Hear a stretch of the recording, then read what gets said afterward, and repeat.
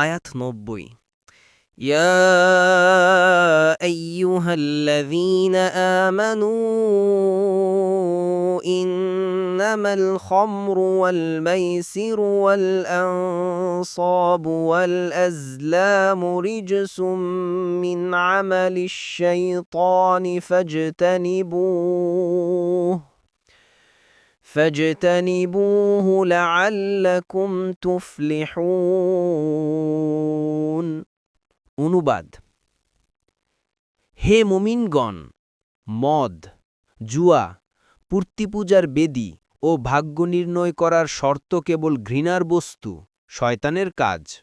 কাজেই তোমরা সেগুলোকে বর্জন করো, যাতে তোমরা সফলকাম হতে পারো। তাফসির ১ নং ফুটনোটের বিবরণ। রাসূলুল্লাহ সাল্লাল্লাহু আলাইহি ওয়াসাল্লাম বলেছেন, আমার উম্মতের মধ্যে এমন অনেক সম্প্রদায় হবে যারা জিনা ব্যভিচার, রেশমি কাপড় ব্যবহার, মদ্যপান ও গানবাদ্যকে হালাল করবে। অন্য এক হাদিসে আছে, রাসূলুল্লাহ সাল্লাল্লাহু আলাইহি ওয়াসাল্লাম বলেন, যে ব্যক্তি দুনিয়াতে মদ পান করবে ও তাওবা করবে না, সে আখিরাতে তা থেকে বঞ্চিত হবে। ২ নং ফুটনোটের বিবরণ। আজলাম শব্দটি জুলাম এর বহুবচন।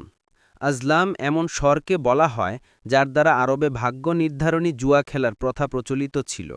১০ ব্যক্তি শরিক হয়ে একটি উট জবাই করত, অতপর এর মাংস সমান ১০ ভাগে ভাগ করার পরিবর্তে তা দ্বারা জুয়া খেলা হতো। ১০টি স্বরের ৬০টিতে বিভিন্ন অংশের চিহ্ন অবিকৃত থাকত, কোনোটিতে ১ এবং কোনোটিতে ২ বা ৩ অংশ অঙ্কিত থাকত। অবশিষ্ট ৩টি স্বর অংশবিহীন সাদা থাকত।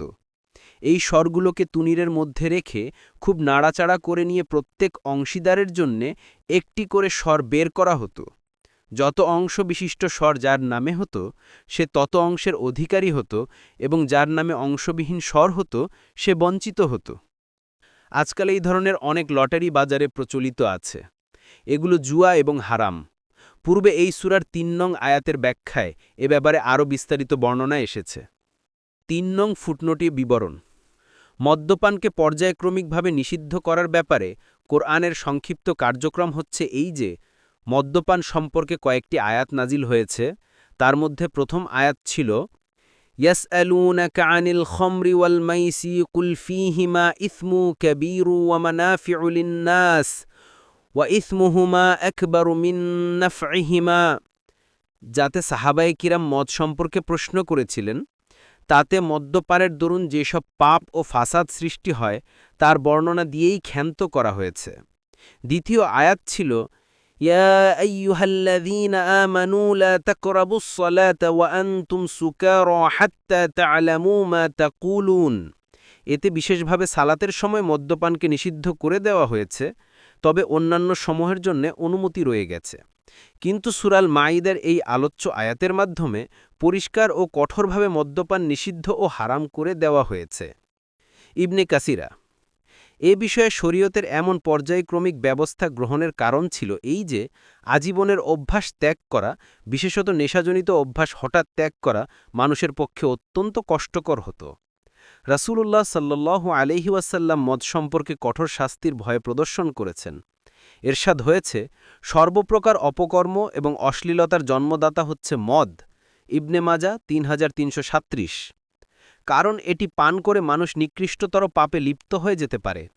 অপর এক হাদিসে বলা হয়েছে যে মদ এবং ঈমান একত্রিত হতে পারে না। নাসাই ৮/৩১৭।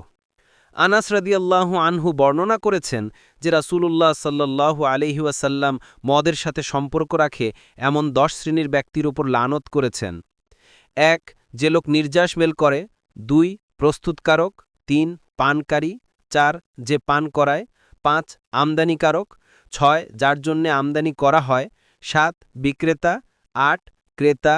৯. সরবরাহকারী এবং ১০. এর লভ্যাংশ ভোগকারী। ইবনে মাজা ৩৩৮০। আনাস রাদিয়াল্লাহু আনহু তখন এক মজলিসে মদপানের শাকিল কাজ সম্পাদন করছিলেন। আবু তালহা, আবু উবায়দা ইবনুল জারা, উবাই ইবনে কাব, সোহেল রাদিয়াল্লাহু আনহুম প্রমুখ নেতৃস্থানীয় সাহাবিগণ সে মজলিসে উপস্থিত ছিলেন। প্রচারকের ঘোষণা কানে পৌঁছার সঙ্গে সঙ্গে সবাই সমস্বরে বলে উঠলেন, এবার সমস্ত মদ ফেলে বাও, এর পেয়ালা মোটকা হাড়ি ভেঙে ফেলো। মুসনাদে আহমদ 3/181, বুখারী 4620, মুসলিম 1980।